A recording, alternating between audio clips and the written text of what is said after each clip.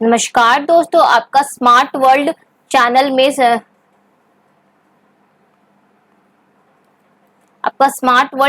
में स्वागत है।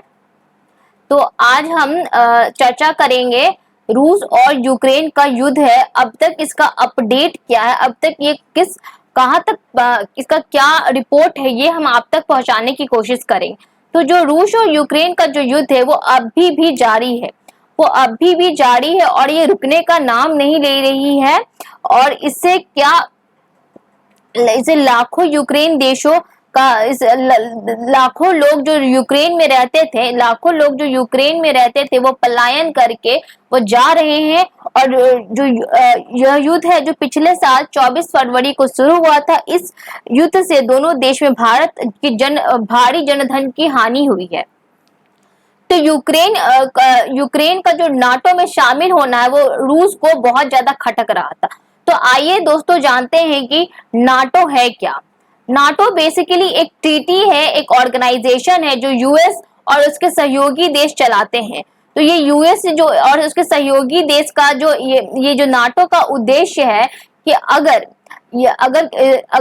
नाटो के जो पार्टिसिपेटिंग कंट्रीज है, अगर उस पे किसी भी कंट्री पे अगर हमला किया जाएगा तो ये जो हमला है, ये जो वॉर है, ये क्या माना जाएगा कि ये सिर्फ टोटल यानी पूरे जो नेटो कंट्रीज है उसके सारे कंट्रीज पे हमला माना जाएगा। तो जो जो कंट्रीज है नेटो में शामिल, वो सारे ही एक दूसरे की मदद करेंगे। और जो हमला है, जो जिस कंट्री पे हमला हुआ है वो कंट्री को ये लोग सहायता देंगे और ये युद्ध करने में मदद करेंगे।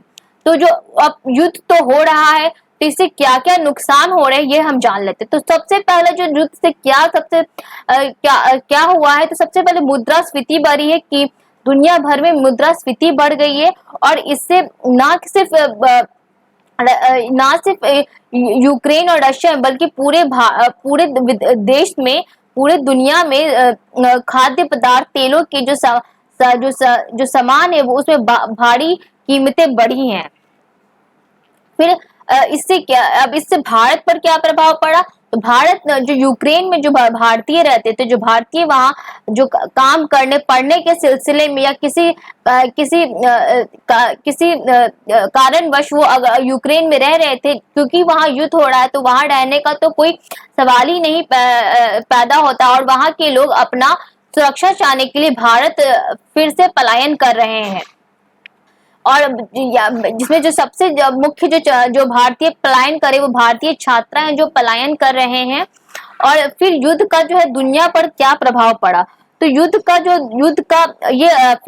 दुनिया पर प्रभाव तो बहुत ही ज्यादा अधिक है। और इससे बहुत ही ज्यादा माल जन धन की हानि हुई है।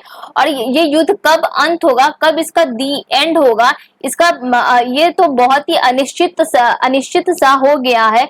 और